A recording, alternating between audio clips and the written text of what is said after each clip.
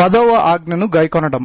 And we want to continue in this program looking at the difference between being religious and being spiritual, as we did in our last 3 programs. మన గత 3 కార్యక్రమాల్లో చేసినట్లు ఈ కార్యక్రమంలో కూడా మతాశక్తి కలిగి ఉండటానికి ఆత్మానుసారంగా ఉండటానికి మధ్య ఉన్న తేడాను చూద్దాము. Look at it in a little more depth so that we can be clear in our own minds on this very important matter. ఈ ముఖ్యమైన విషయం గురించి మన మనసుల్లో స్పష్టంగా ఉండటానికి దాన్ని మరికొంచెం లోతుగా చూద్దాము. Many of us are familiar, most of us I think, that God gave Moses. మనలో అనేక మందికి, ఎక్కువ మందికి దేవుడు మోషేకిచ్చిన 10 ఆజ్ఞలు తెలుసని నేను అనుకుంటాను. You may not know all of them, but it's good to know them. మీకు వాటిలో అన్నీ తెలియకపోవచ్చు, కానీ వాటిని తెలుసుకోవడం మంచిది. But I want to point out something to you in those 10 commandments which you may not have noticed up until now. కానీ ఆ 10 ఆజ్ఞలలో మీరు బహుశా ఇప్పటి వరకు గమనించని ఒక విషయాన్ని మీకు చూపించాలనుకుంటున్నాను. And as we understand that, we will see a little bit of the reason why God gave the law, even though He knew that the law could never lead anyone to becoming spiritual or to live a godly life. మనం దాన్ని గ్రహించినప్పుడు ధర్మశాస్త్రం ఎవరిని ఆత్మానుసారులుగా కానీ భక్తిపరులుగా కానీ చేయలేదని దేవుడికి తెలిసినప్పటికీ ఆయన ధర్మశాస్త్రాన్ని ఎందుకు ఇచ్చాడన్న విషయాన్ని మనం కొంతవరకు గ్రహించవచ్చు. In fact, in Hebrews chapter 8, if you read that chapter, you will see very clearly that the old covenant was faulty. చెప్పాలంటే హెబ్రీయులకు రాసిన పత్రిక 8వ అధ్యాయంలో మీరు ఆ అధ్యాయాన్ని చదివితే పాత నిబంధన లోపం కలదని మీరు చాలా తేటగా చూడగలరు. That's the word used in Hebrews 8. హెబ్రీయులకు రాసిన పత్రిక 8వ అధ్యాయంలో లోపము అనే మాట వాడబడినది. The old covenant, the law was faulty. పాత నిబంధన ధర్మశాస్త్రము లోపము కలది. Did God give something faulty? దేవుడు లోపమున్నదాన్నిచ్చాడా? Did He make a mistake? He certainly didn't. ఆయన తప్పు చేశాడా? ఆయన ఖచ్చితంగా చేయలేదు. He knows the end from the beginning. ఆయనకు సమస్తము ఆది నుండే తెలుసు. He gave it with a purpose, for our help, for us to see our need. ఆయన మనకు సహాయపడటానికి, మనం మన అవసరతను చూడగలగటానికి ఉద్దేశించి దాన్ని ఇచ్చాడు. The law was given to expose sin. పాపాన్ని బట్టబయలు చేయడానికి ధర్మశాస్త్రం ఇవ్వబడింది. And we could also say the law was given for God to test man, to see how many people would be satisfied with an external righteousness that brought the honor of men. మనుషుల ఘనతను తెచ్చే బాహ్య సంబంధమైన నీతితో ఎంతమంది తృప్తి పడతారని దేవుడు మనిషిని పరీక్షించడానికి ధర్మశాస్త్రం ఇవ్వబడిందని కూడా మనం చెప్పొచ్చు. And how many would seek God for that inner purity which alone pleases God? దేవుణ్ణి సంతోషపెట్టే ఆ అంతరంగ పవిత్రత కొరకు ఎంతమంది దేవుణ్ణి వెతుకుతారు? You remember when Jesus was speaking to the Pharisees, He told them, మీకు గుర్తుందా, యేసు పరిసయ్యులతో మాట్లాడినప్పుడు ఇలా చెప్పాడు, You are people who just clean the outside of the cup, but God sees your hearts. మీరు గిన్నెను కేవలం వెలుపట శుద్ధి చేస్తారు, కానీ దేవుడు మీ హృదయాలను చూస్తున్నాడు. And He wants the inside of the cup clean. ఆయన గిన్నె లోపల శుభ్రంగా ఉండాలని కోరుకుంటున్నాడు. You are people who do all the right things externally so that people are impressed. But God sees deep within. మనుషులు మెచ్చుకునేటట్లు మీరు బయటకు అన్ని మంచి పనులు చేస్తున్నారు, కానీ దేవుడు లోతుగా చూస్తున్నాడు. And He's looking for inner purity of motive. ఆయన అంతరంగ ఉద్దేశంలో పరిశుద్ధత కొరకు చూస్తున్నాడు. We can say that the Pharisees were like Adam, covered with fig leaves. పరిసయ్యులు ఆదాం వలె అంజూరపు ఆకులతో కప్పబడి ఉన్నారని మనం చెప్పొచ్చు. And there's a curse upon it, and that's why you find that Jesus was in constant conflict with the Pharisees. Think about that. కానీ దానిపై శాపముంది. అందుచేతనే యేసు ప్రభువు పరిసయ్యులతో ఎప్పుడూ ఘర్షణ పట్టాన్ని మీరు చూస్తారు. దాన్ని గూర్చి ఆలోచించండి. The Pharisees who kept the letter of the law down to the last detail, whose doctrines were so correct that we read in Matthew 23 verses 2 and 3 that Jesus told even His disciples to follow the teaching of the Pharisees. ఈ పరిసయ్యులు అక్షరానుసారంగా ధర్మశాస్త్రంలో ప్రతి ఆజ్ఞను గైకొన్నారు. వారి సిద్ధాంతాలు ఎంత సరైనవంటే యేసు మత్తయి సువార్త 23 వచనాల్లో తన శిష్యులతో పరిసయ్యుల బోధను అనుసరించమని చెప్పాడు. Have you noticed that? మీరు దాన్ని గమనించారా? In Matthew 23 verse 2 and 3, Jesus told his disciples to follow the teaching of the Pharisees. He said, because whatever they say is right. మత్తయి 23 వచనాల్లో పరిసయ్యులు చెప్పేవన్నీ సరియైనవే కాబట్టి యేసు తన శిష్యులతో వారి బోధనలను అనుసరించమని చెప్పాడు. The only thing he said is, don't do like they do. ఆయన చెప్పిన ఒక విషయం ఏంటంటే వారు చేసినట్లు మీరు చెయ్యొద్దు. Don't follow their example in your life. మీ జీవితంలో వారి మాదిరిని మీరు అనుసరించవద్దు. Because they teach things and they don't practice it. ఎందుకంటే వారు పాటించిన వాటిని వారు బోధిస్తారు. So there was nothing wrong with the doctrine of the Pharisees. కాబట్టి పరిసయ్యుల సిద్ధాంతాల్లో తప్పులేమీ లేవు. There was another group in Jesus' time who were called the Sadducees. యేసు ప్రభు కాలంలో సద్దూకయులు అనే మరొక గుంపు ఉండేది. They had wrong doctrines. వారికి తప్పు సిద్ధాంతాలు ఉండేవి. And Jesus never told his disciples to follow their teaching because they didn't believe in angels or spirits or in a resurrection. యేసు ప్రభు తన శిష్యులతో వారి బోధను అంటే ఆ సద్దూకయుల బోధనను అనుసరించమని ఎప్పుడూ చెప్పలేదు. ఎందుకంటే వారు దూతలను, ఆత్మలను లేక పునరుద్ధానమును నమ్మలేదు. In fact, they were very earthly minded. నిజానికి వారు చాలా భూలోక సంబంధమైన మనసు గలవారు. They didn't think much about a future life at all. వారు మరణాంతర జీవితం గురించి అసలు ఆలోచించలేదు. Their doctrines were wrong, but not the Pharisees. వారి సిద్ధాంతాలు తప్పైనవి, కానీ పరిసయ్యులు అలాంటి వారు car. The Pharisees were people whose doctrines were right. పరిసయ్యుల సిద్ధాంతములు సరియైనవే. A person can have all his doctrines right. ఒక వ్యక్తి సరైన సిద్ధాంతాలనే కలిగి ఉండొచ్చు. His doctrines may be thoroughly evangelical. అతని సిద్ధాంతాలు పూర్తిగా సనాతనమైనవే కావచ్చు. And yet, he may be religious. కానీ అతడు మతానుసారుడై ఉండొచ్చు. He may be only having that which is external. అతడు కేవలం బయట ఉన్న దాన్ని మాత్రమే కలిగి ఉండొచ్చు. Think of the Ten Commandments. 10 ఆజ్ఞల గురించి ఆలోచించండి. God said you shouldn't have any other gods. వేరే దేవుడు నీకుండకూడదు. You mustn't make idols.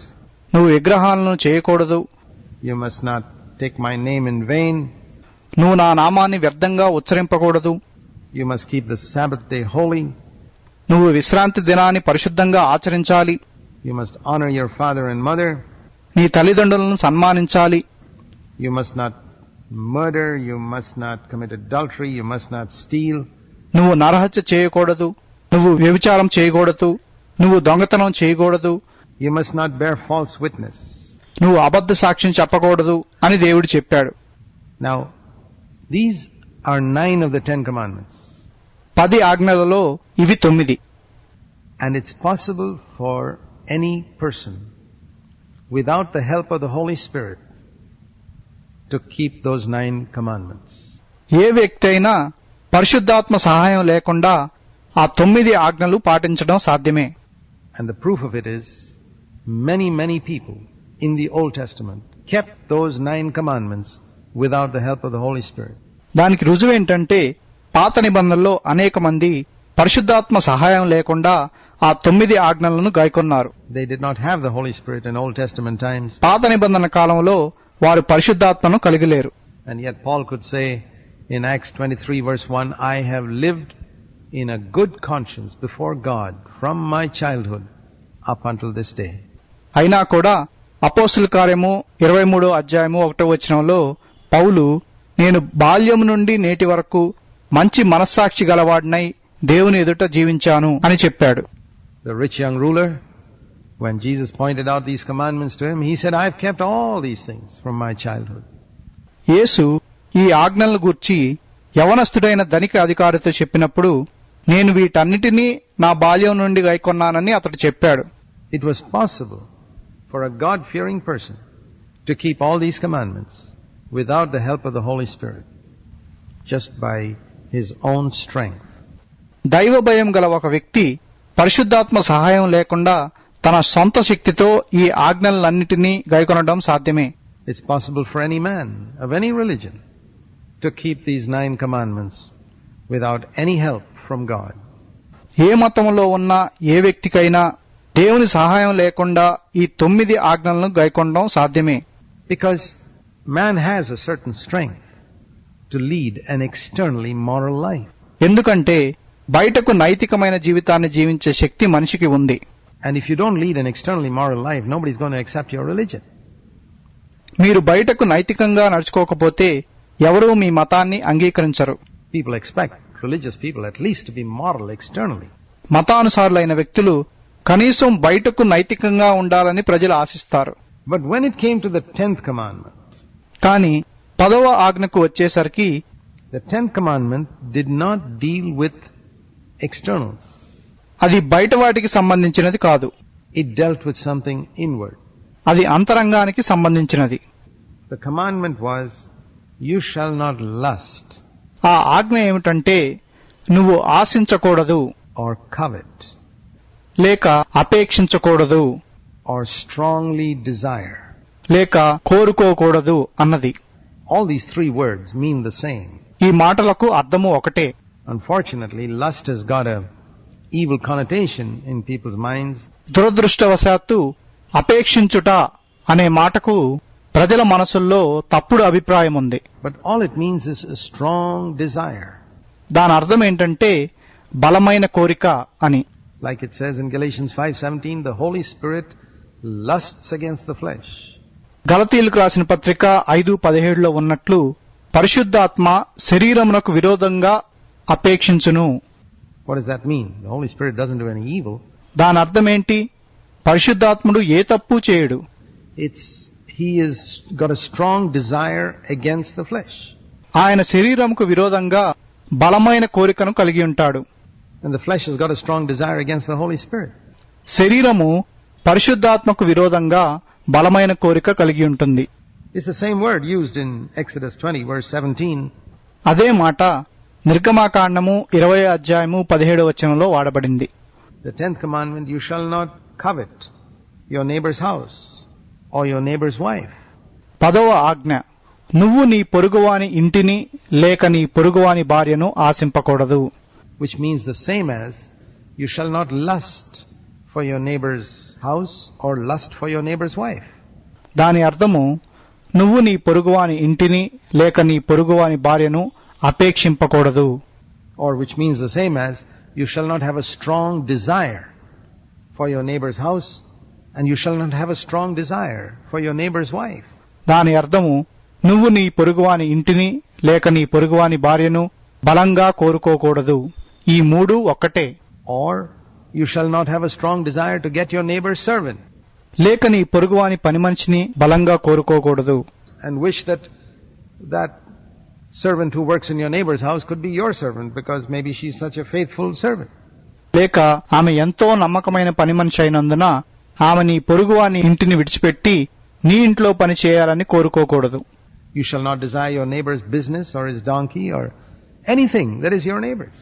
నీ పొరుగువాని వ్యాపారమును లేక అతని గాడిదను లేక అతనికి చెందిన దేనినైనను నువ్వు కోరుకోకూడదు. The 10th commandment was inward, and there was no way by which anybody could find out whether you had kept it or not. ఈ 10వ ఆజ్ఞ అంతరంగానికి సంబంధించినది గనుక నువ్వు దాన్ని గైకొన్నావో లేదో ఎవరూ చెప్పలేరు. It was impossible. అది అసాధ్యము. Now Paul was a person who was very, very honest. అయితే పౌలు చాలా యథార్థవంతమైన వ్యక్తి. And he tells us in Philippians in chapter 3 that according to the righteousness which is in the law, Philippians 3 verse 6, he was blameless. ఫిలిప్పీలకు రాసిన పత్రిక 3:6లో ధర్మశాస్త్రం వలన నీతి విషయంలో అనింద్యుడనై ఉన్నానని చెప్పాడు. He had kept the law blamelessly. అతడు నిందారహితుడై ధర్మశాస్త్రాన్ని పాటించాడు. What does it mean? దాని అర్థమేంటి? Does it mean he kept all 10 commandments? He certainly didn't. అతడు 10 ఆజ్ఞలన్నిటినీ గైకొన్నాడా? ఖచ్చితంగా కాదు. He kept only 9. అతడు 9 ఆజ్ఞలనే గైకొన్నాడు. But that's all that was required. కానీ అవసరమైంది అంతే. Nobody could keep the 10th commandment. ఎవరూ 10వ ఆజ్ఞను గైకొనలేకపోయారు. Nobody could say, I have never lusted after anything. ఎవరూ కూడా నిన్ను దేన్ని అపేక్షించలేదు అని చెప్పలేకపోయారు. I've never lusted after my neighbor's wife or my neighbor's daughter. నేను నా పొరుగువాని భార్యను లేక నా పొరుగువాని కుమార్తెను ఎప్పుడూ అపేక్షించలేదు. And remember, Every woman in the world is either your neighbor's wife or your neighbor's daughter. Everyone in the world. లోకంలో ఉన్న ప్రతి స్త్రీ మీ పొరుగువాని భార్య లేక మీ పొరుగువాని కుమార్తె అని గుర్తుపెట్టుకోండి. లోకంలో ఉన్న ప్రతి స్త్రీ. And you've never desired what belongs to somebody else. There's not a soul in the world who can say that, not even the Apostle Paul. నేను ఇతరులకు చెందిన దాన్ని ఎప్పుడూ కోరుకోలేదు అని లోకంలో ఒక్కరు కూడా చెప్పలేరు. అపోస్తులైన పౌలు కూడా చెప్పలేకపోయాడు. And he tells us that very honestly in Romans chapter 7 when he says, "What shall we say then? Is the law sin?" దాన్ని అతడు చాలా యథార్థంగా రోమీయులకు రాసిన పత్రిక 7వ అధ్యాయంలో కాబట్టి ఏమందుము ధర్మశాస్త్రం పాపమాయనా అని చెప్పినప్పుడు ఆ మాటను మనతో చెప్పాడు. May it never be. He says, "I would not have known sin except for the law." అట్లనరాదు. ధర్మశాస్త్రం వల్లనే కాని పాపమనగా ఎట్టిదో నాకు తెలియకపోవును అని చెప్పిన తర్వాత And then he mentions the 10th commandment. Not the first 9, because he'd kept the first 9. అతడు మొదటి 9 ఆజ్ఞలను కాక 10వ ఆజ్ఞను పేర్కొన్నాడు. ఎందుకంటే అతడు మొదటి 9 ఆజ్ఞలను గైకొన్నాడు. He says, when it came to the 10th commandment, Romans 7:7, which said, "You shall not covet, or you shall not lust, you shall not have a strong desire for anything that's your neighbor's."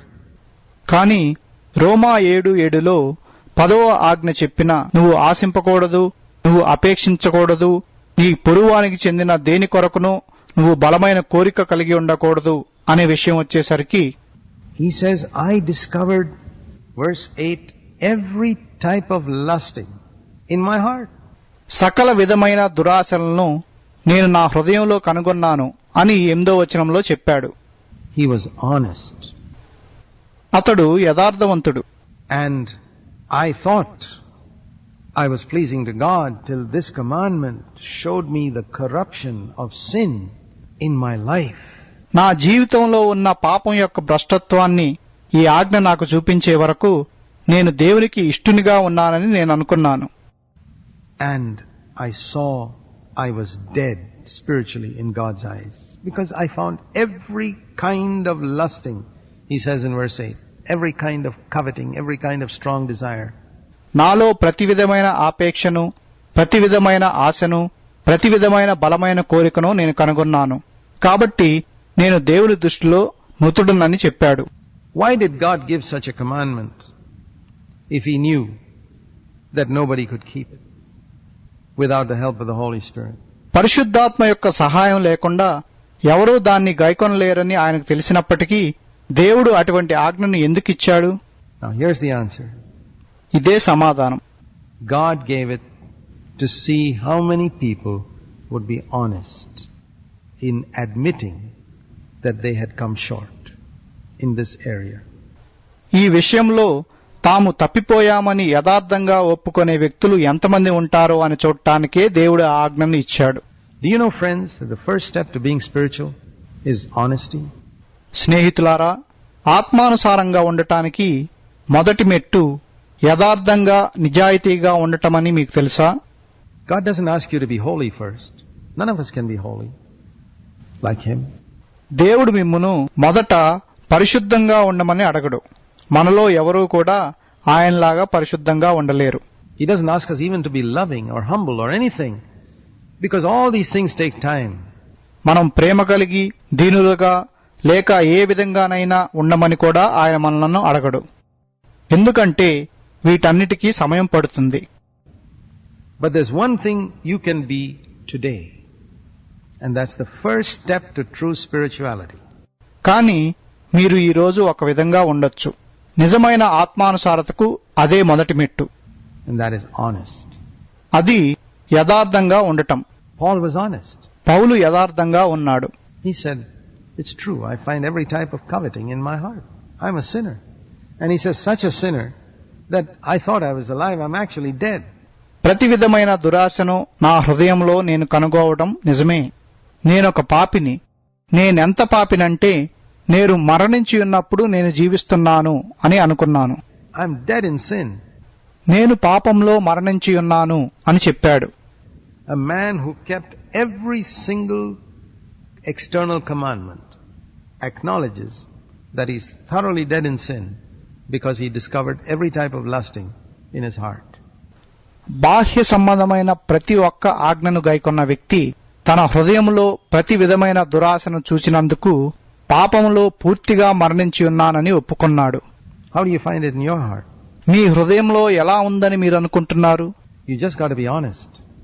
మీరు యథార్థంగా ఉండాలి. And if you are honest, God will lead you further. మీరలా ఉంటే దేవుడు మిమ్మును ముందుకు నడిపిస్తాడు.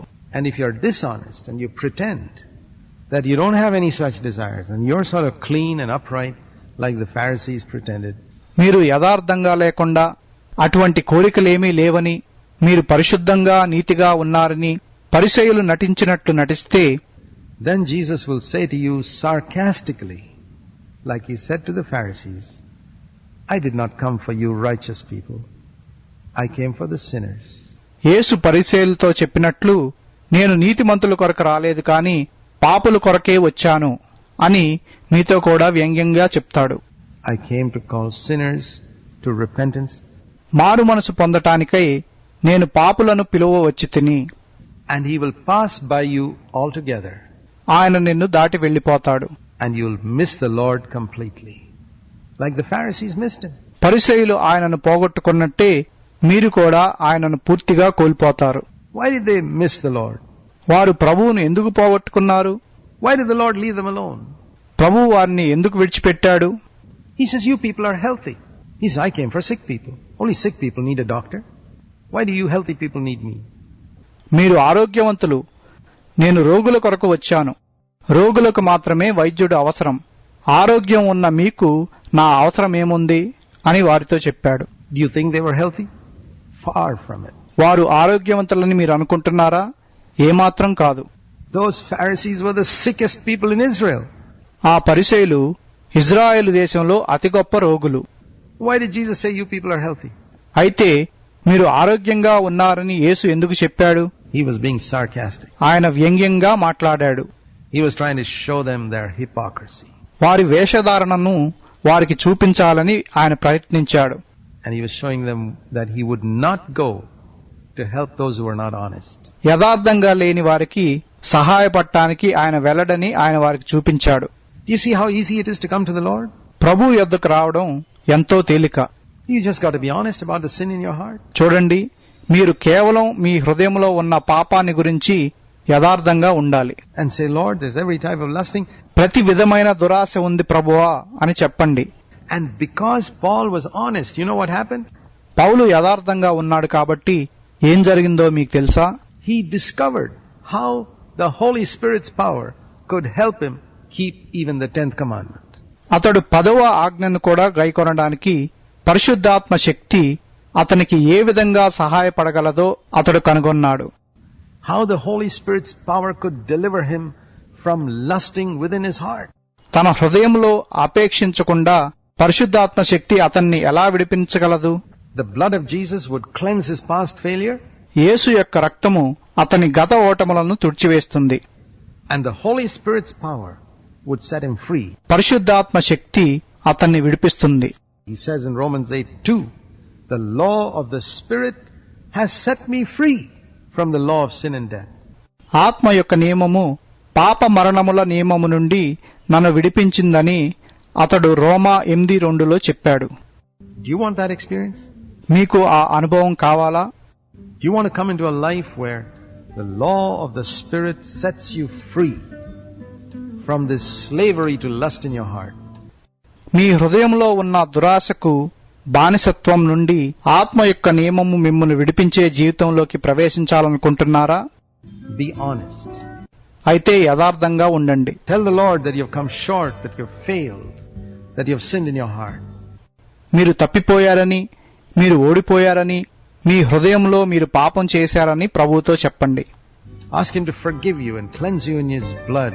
మిమ్మును క్షమించి ఆయన రక్తంలో మిమ్మును పవిత్రపరచమని ఆయనను అడగండి. And say, Lord, I never want to be dishonest again. ప్రభువా, ఇంకెప్పుడూ నేను కపటంగా ఉండాలనుకోవడం లేదు అని చెప్పండి.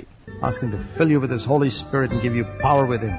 ఆయన పరిశుద్ధాత్మతో మిమ్మును నింపి మీ అంతరంగంలో శక్తిని ఇమ్మని ఆయనను అడగండి. And you can be pure. అప్పుడు మీరు పవిత్రంగా ఉండగలరు.